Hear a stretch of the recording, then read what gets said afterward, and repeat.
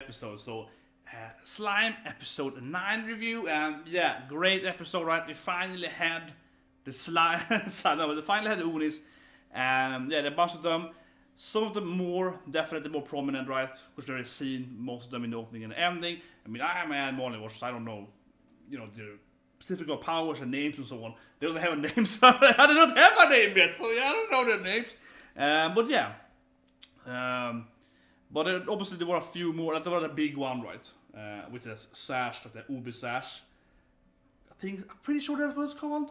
I'm pretty sure that was called like that, but it has that kind of thing, right? There's like Orochimaru or like a sound in Naruto, right? And so on. Like he's in the opening and ending, so I'm guessing that guy is probably gonna be an ally, right? But not as important like the princess or like the Vaka, right? The young lord and so on. He's probably gonna be less important, right? But he's also probably gonna name him well, and he's probably very strong, right? But yeah, that was great. And again, though, that's my biggest thing, that they have no name yet, and they can still use magic spells. They can still use like advanced. I mean, the old man clearly has a kind of advanced samurai, Kenshin, Aido skills, right? He has a kind of Kenjutsu, right? Generally. So if you can learn that and so on, you clearly can have that and not have a name. So when he finally names them, that I assume Rimuru is gonna do maybe next episode, maybe 3 episodes from now. It's gonna name them, right.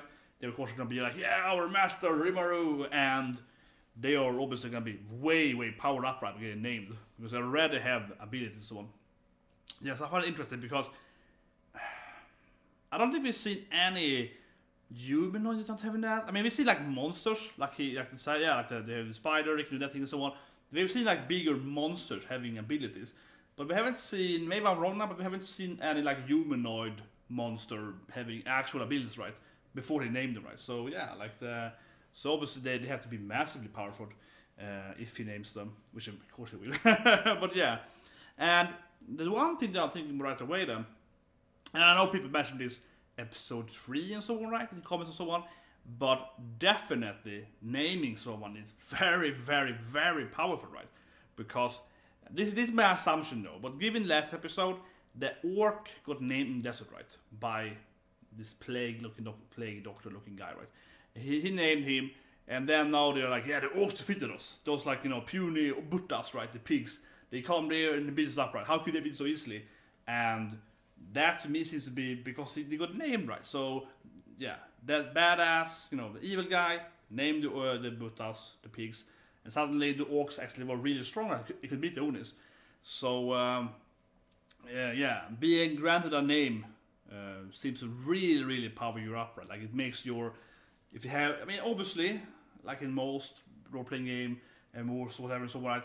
But if you raise the different powers, right? Like in Dungeon Dragon or something, like a dragon is stronger than a bear, right? And so on, yeah.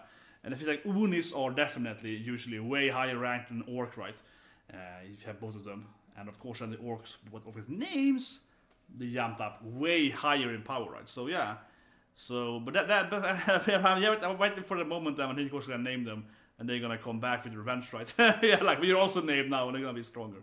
But that was great. Was some nice sex jokes in the beginning there. I've been waiting for that. I joked about it last week, and I wondered about that, like what gender is Rimuru? Because it felt mainly like he was mainly a female body, right? Or maybe like both, yeah, like Futa maybe. And in the end there, it kind of felt like he could be. It's like I don't want to have like a big like a grown-up woman body because it looks too much like Shizu. But he was kind of like, yeah, maybe the handsome thing, maybe this thing, maybe I can be both. Yeah, so so I liked that. I was like, man, can't you just commit to being like, can we finally get like a main character? It's like a official foot now. No, but like that, I was like, yeah, okay. No, that was really funny. And also a little sad there. And it felt really sad when I was looking into the pond there in Veldora's cave, and he saw Shizu, right? I saw her like her reflection in the water. That was really sad. But generally, he really has great luck with the skills, right? So she has the ability to kind of diverge and get new skills, and he of course has blue magic, like I call like and so on. Yes, his whole copying and learning more skills, right? So no, like 2 abilities. They can like mold and like learn skills and so on. It's like, yeah, this guy has he has a lot of powers. He has a lot of powers, and He really has shit in power there. Yeah, he keeps getting a lot of powers.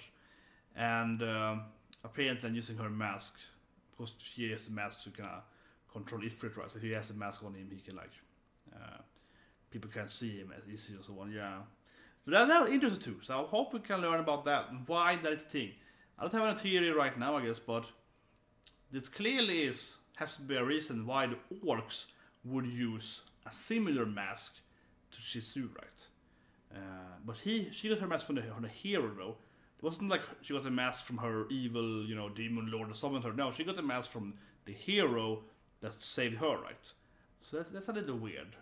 So I wonder what that means. I wonder what that means, but why the masks are somewhat similar. I mean, we haven't seen other masks. I can't say how similar, but I guess they have to be enough similar, right? So they can like defer them and so on. But yeah, the princess of the Onis is clearly important, right?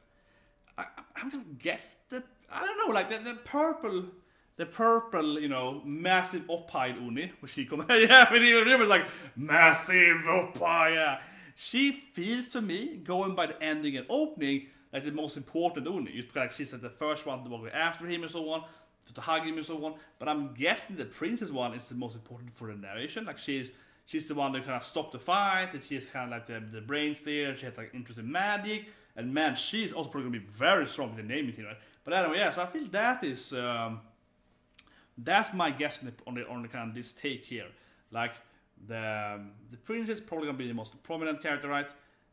Then probably her brother, and then probably maybe those three I think. And the old man is probably in the background, like samurai fight, something like that.